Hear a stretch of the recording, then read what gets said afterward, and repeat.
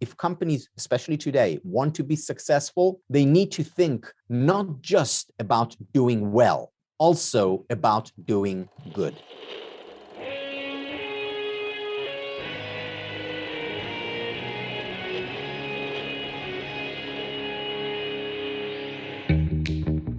Welcome to Back to the Future podcast. My name is Victor Sadia, and I talk with brilliant minds and hearts of people who want to uproot and transform the current health and wellness paradigm. Good morning, good afternoon, good evening. Today we have Dr. Tal Ben Shahar.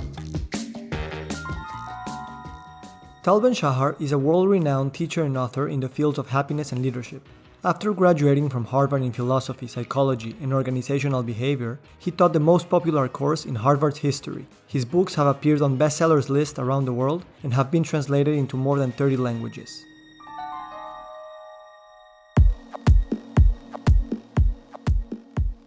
Tal, thank you so much for being here. Thank you, Victor. It's great to be here. So you switched careers early when you were in Harvard. Can you tell us about why did you change careers and the importance of really thinking about what do we want to do in life? Yeah, I started off when I was an undergraduate at Harvard studying computer science. And I found myself in my second year doing well academically, doing well in sports. I played squash, doing quite well socially, and yet being very unhappy.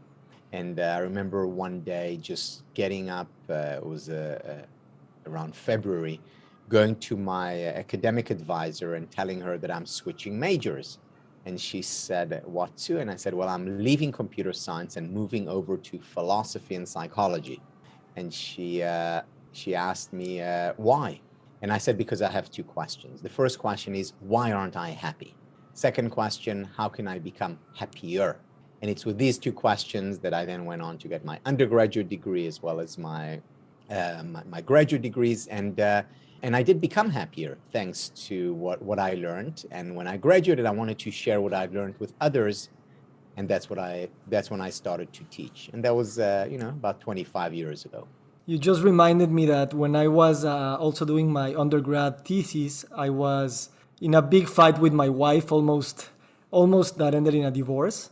And I went back to my advisor and I was, telling him I'm just wondering about the universe, what is time, what is God, what is death. And he said, okay, so you want to learn about ontology. And that's how I understood what that word meant.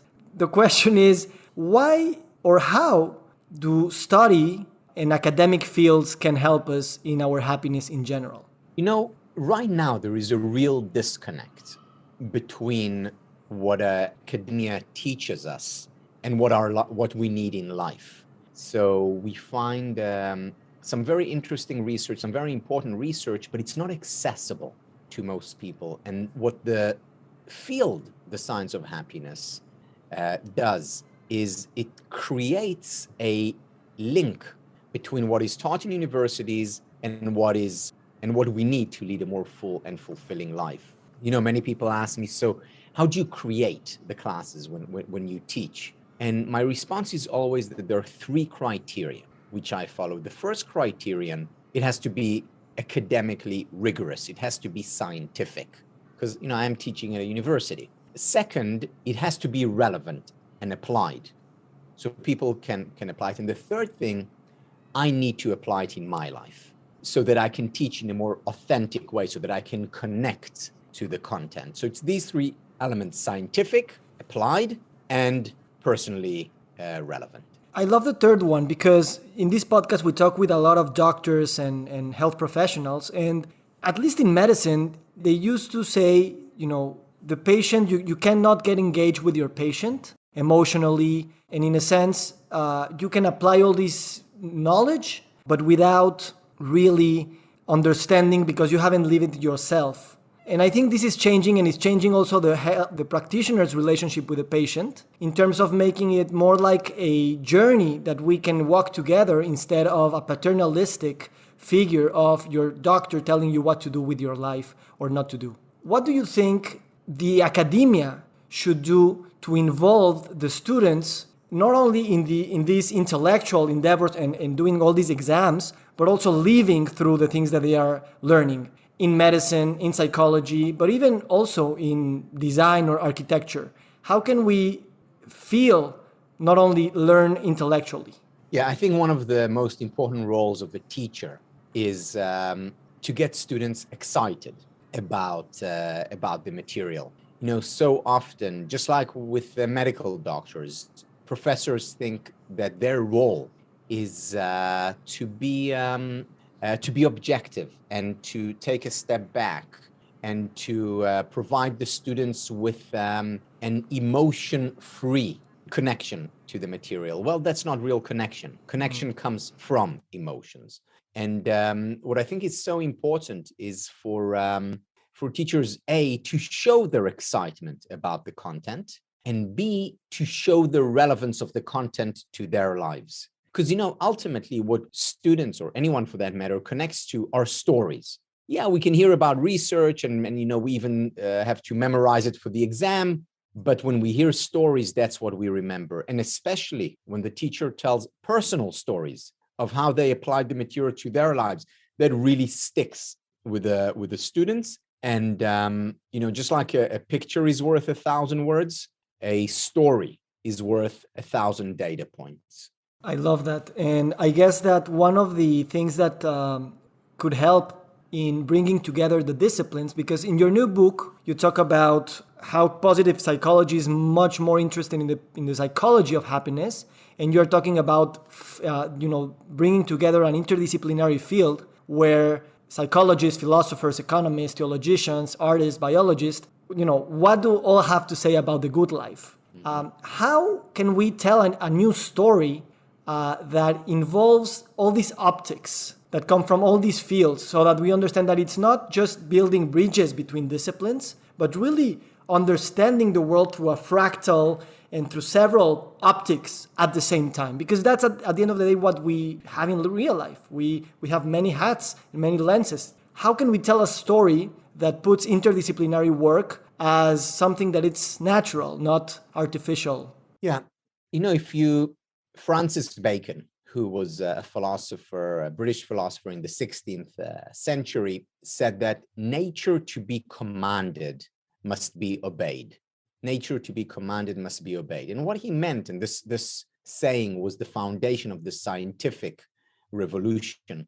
What he said was that if we want to be able to control nature to some extent, we need to obey its laws. For example, if I want to build a flying machine, I need to take the laws of thermodynamics into consideration. I need to take the law of gravity into consideration. If I ignore these laws, I will never be able to build a flying machine. Nature to be commanded must be obeyed. The same applies in psychology. Our nature is interconnected because we are rational beings, because we are aesthetic beings, because we connect to stories, because we connect to research. And therefore, if we want to to elevate our nature, we need to adhere to it. Our nature is not just psychological. Our nature is not just philosophical. Our nature is not just aesthetic. Our nature is not just physiological. We're all of the above. And therefore, if we want to maximize our potential for happiness, we need to look at all these separate elements and connect them. Create a connection between literature and history and psychology and philosophy and biology and neuroscience and theology. Bring all these together into a coherent whole as we study happiness. So I'm reading now about one of your companies, Potential Life, and I love the opening wording on the website. It says, helping every person own the difference they make to their world. And the key word here for me is own and ownership. How can we create these stories so that we understand that these big problems in the world that we all have to solve in a way, we have to understand that, they weren't created by someone else, but by ourselves, and how claiming ownership is possible and needed to collectively transform the world?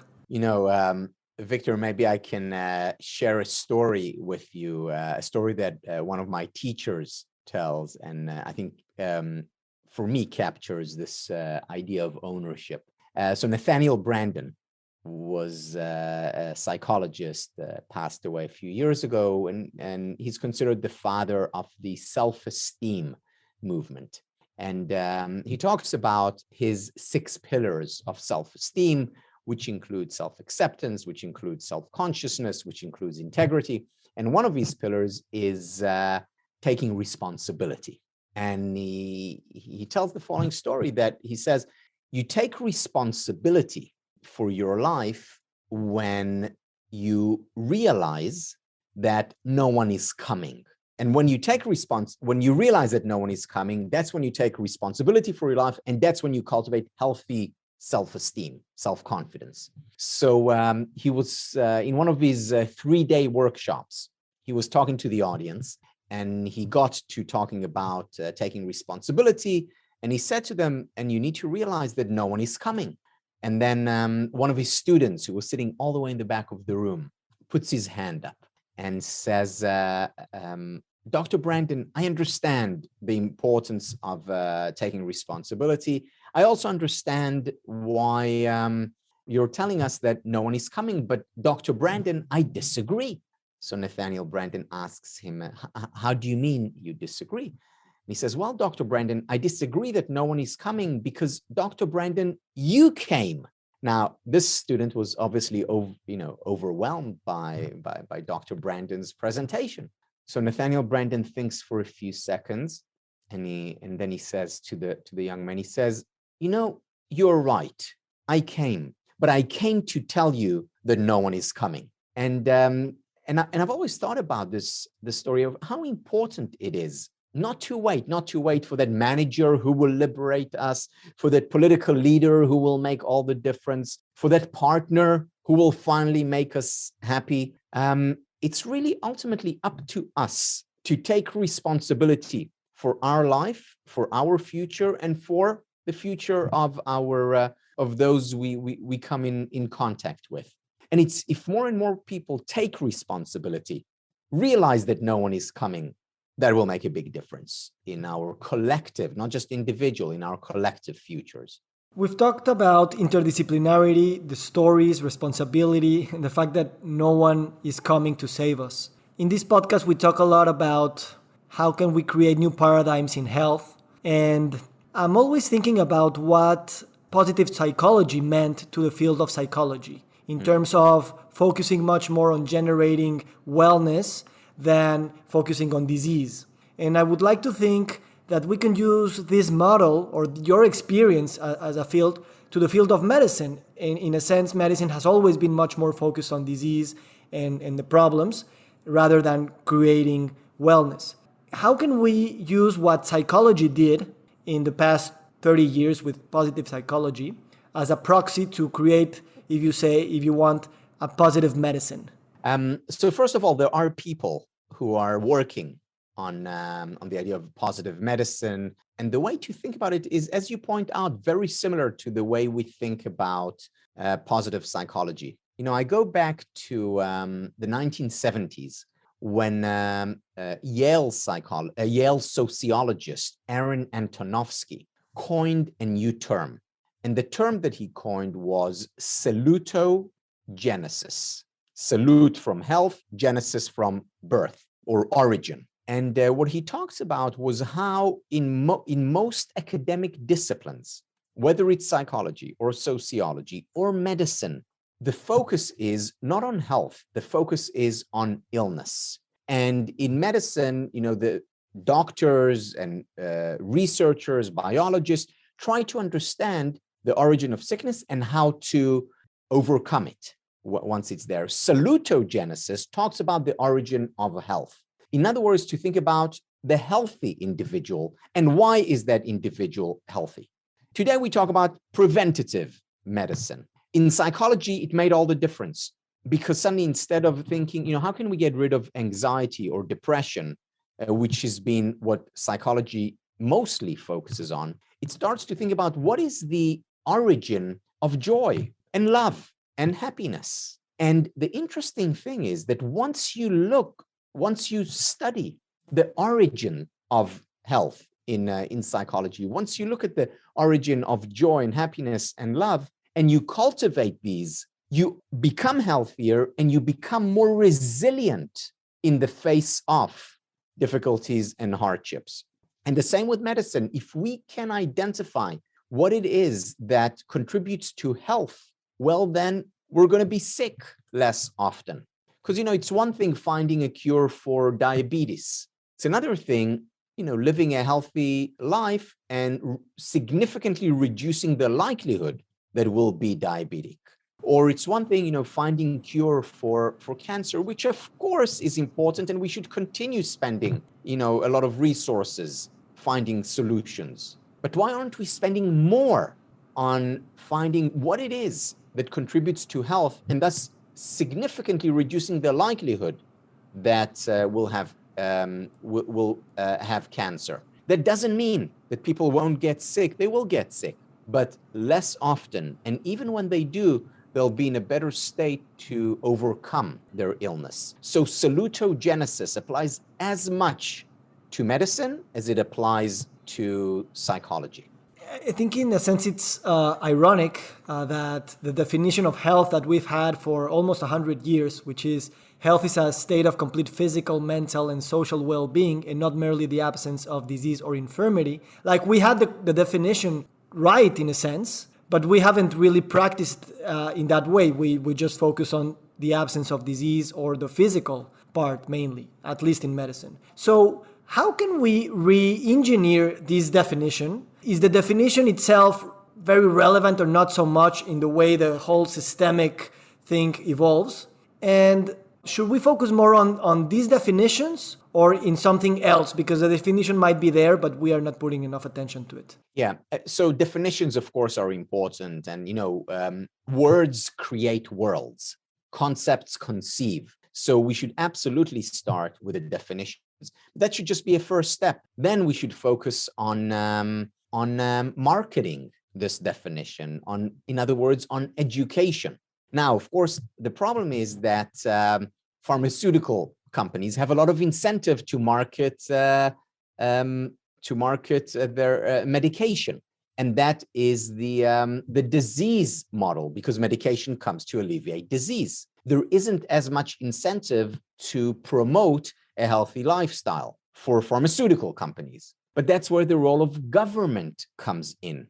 That's where the role of schools, of education comes in. I think it's a travesty that schools do not teach health, whether it's psychological health or physical health. Yeah, there are 2 gym classes a week. First of all, that's not enough. Second, why not teach about nutrition? Much more so than is being done. Why not teach about the importance of exercise? When I taught positive psychology at Harvard, the people responsible for the gyms would always say to me, come to me at a certain point in the year and say, our gyms have suddenly become packed. What happened? What did you tell the students? And I said, all I did was I taught them the research on physical exercise, showing them that regular physical exercise doesn't just make us healthier, doesn't just reduce the likelihood of diabetes and cancer.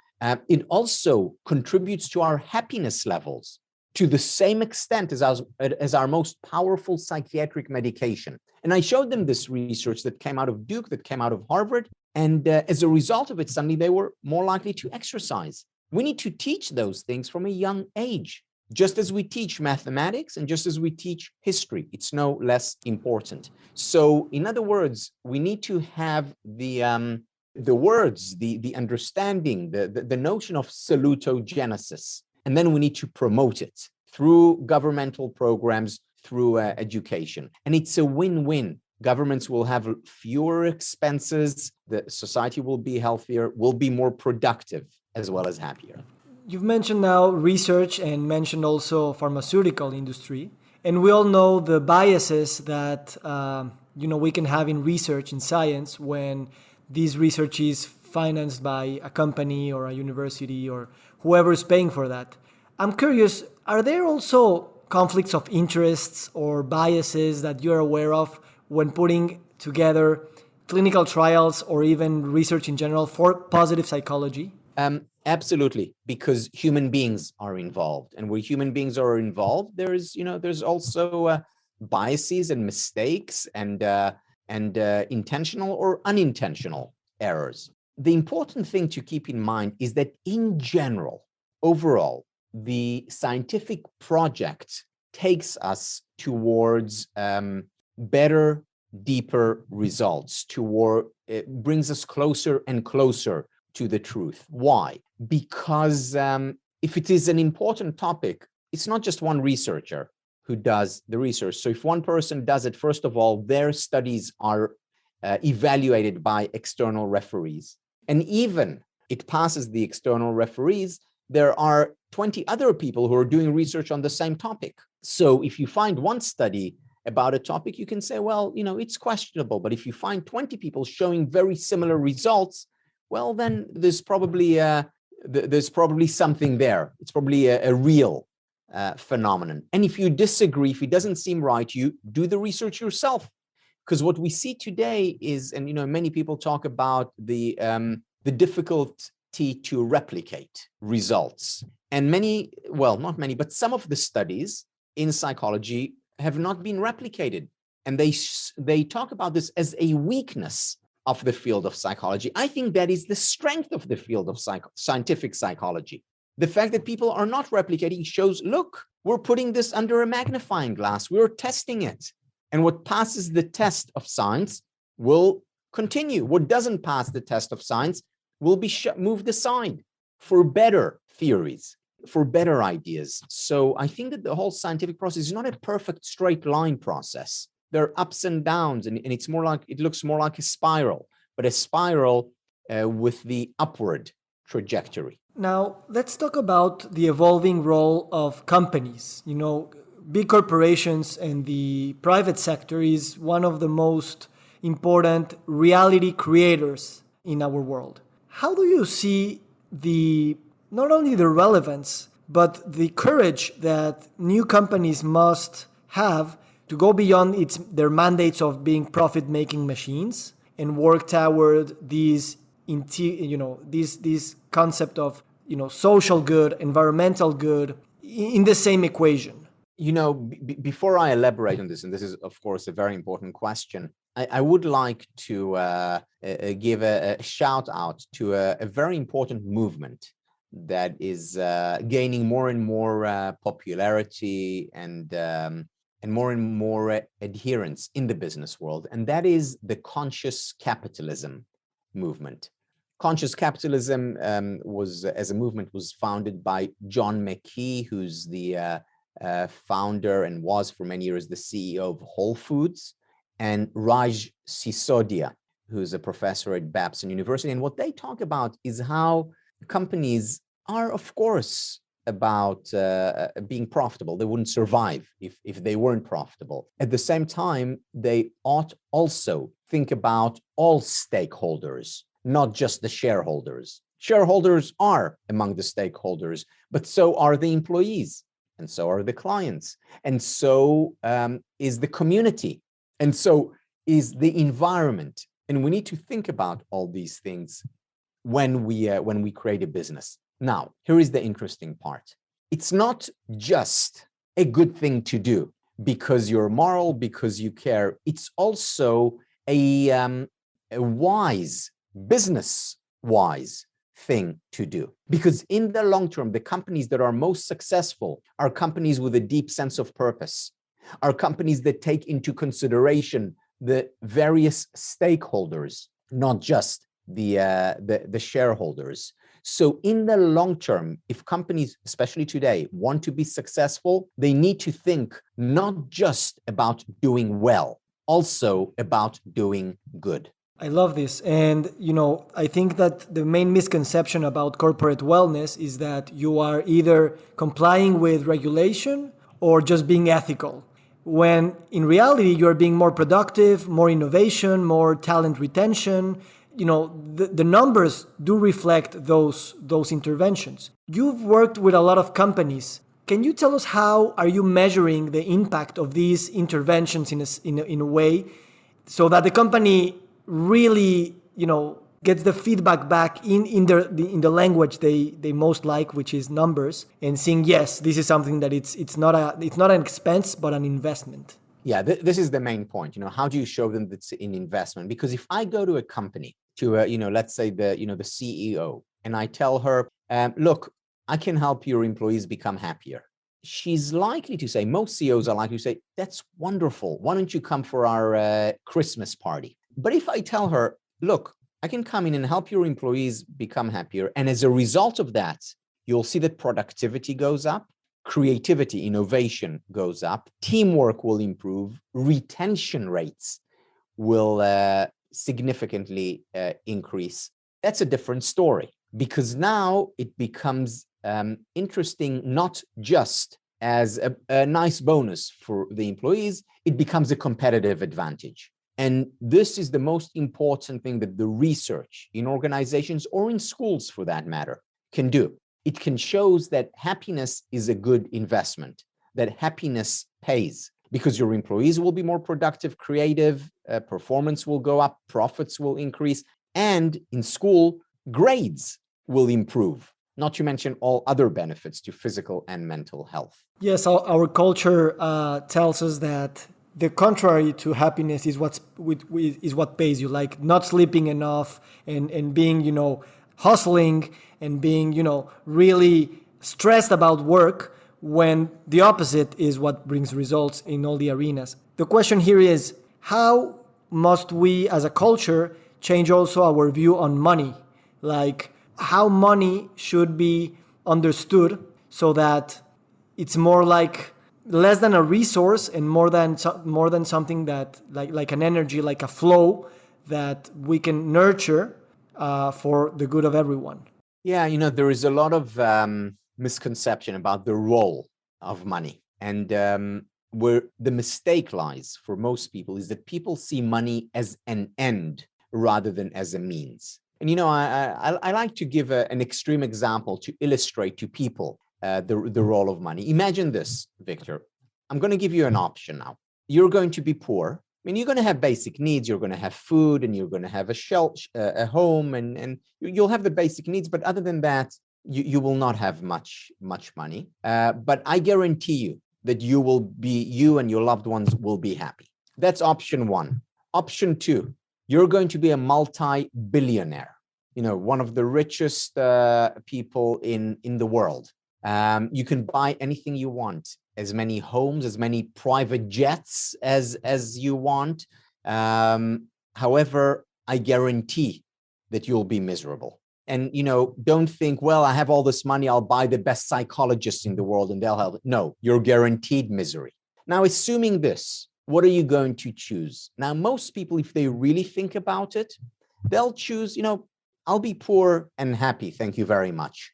Now, why am I giving this example? Because this example shows that money ultimately is only a means towards an end, not an end in itself. Money is important for so many people because they truly believe that when they become wealthy, then they'll be happy. And, that's not the case. We have so many examples of very successful, very wealthy people who are miserable. And we also have many examples of people who have just the basic needs and are leading a full and fulfilling life. Now, that doesn't mean that money makes us unhappy. However, the point is that the relationship between money and happiness, and except for basic needs, where, of course, it's important to have enough money for food, shelter, basic education, but beyond basic needs, money doesn't matter that much to our well-being. Thank you for that example. And, every day it's good to have that example in mind. How can we use all these things that you've talked about, salutogenesis and the role of money and education, to shift the cultural conversation about these topics? Because, we have many opinions on these topics, but the main are basically what we've been repeating since the Industrial Revolution, and that has been just potentiated through communication and social media and so on. And culture is one of the big culture creators again. Obviously, you can talk about from top to bottom and bottom to top instances. How do you think about this problem of shifting culture and the way we understand these things in the collective unconscious? So again, I go back to education. And education happens in schools, and education is very often or the path of education is often determined by government. For example, governments are measuring GNP and GDP, gross national product and gross domestic product. And that's essentially measuring the strength, more or less measuring the strength of the economy. Now, these are important measures. However, why isn't government also measuring GNH, gross national happiness? Bhutan is doing it. A couple of other countries are looking into it. But why isn't every government doing it? If happiness is indeed what I've come to call the ultimate currency, the currency by which we take measure of our lives, and as the example of the rich versus poor, miserable versus happy individual shows, happiness is the ultimate currency, the more important currency than dollars and cents. Then why aren't governments measuring that too?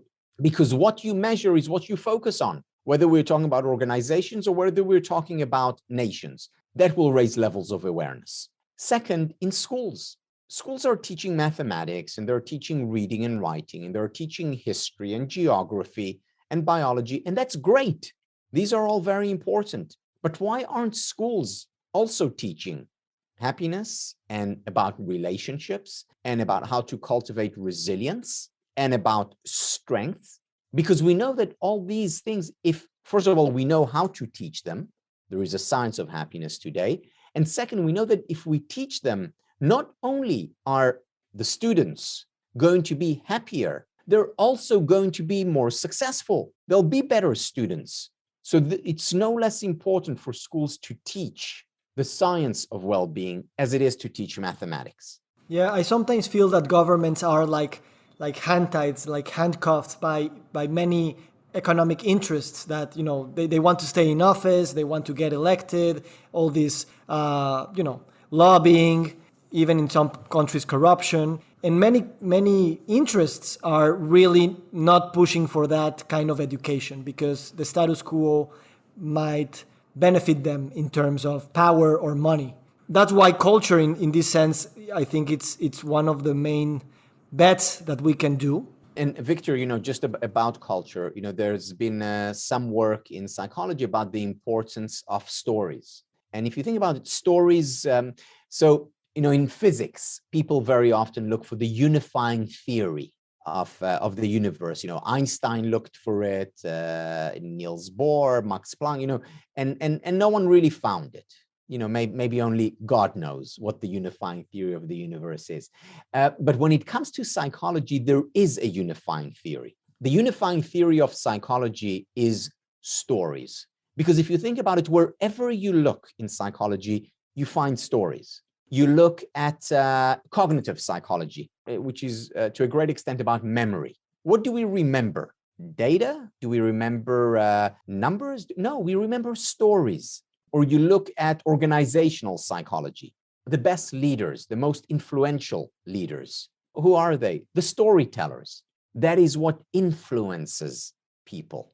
And the same with culture, with cultural psychology. What creates culture? It's stories. Stories are the DNA of a culture. With the Western culture, it's the stories of the most influential book, the Bible. In Western culture, you also have Greek mythology. In China, in Asia, it's the story of the Buddha or Confucius. It's all stories that create the DNA of a culture. And if we want to change the DNA or modify it somewhat, then we need to tell different stories. I love this. There's a Jewish proverb that says the question, what is truer than truth? Answer, the story.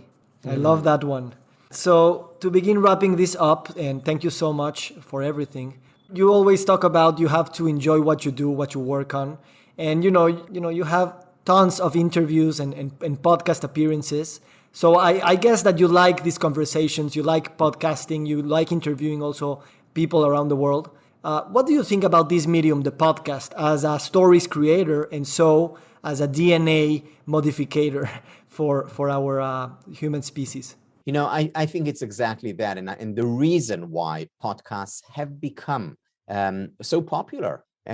We didn't talk about podcasts, what was it, 5 years or 10 years ago? And suddenly now there are, millions of them. The reason is because, going back to what I spoke about earlier, it goes to the depth of human nature. And human nature by our very nature, we are storytellers and story consumers. And that's what podcasts do. They share stories of people from all over the world, from different disciplines, from different perspectives. And over time, yes, they are very much impacting our culture.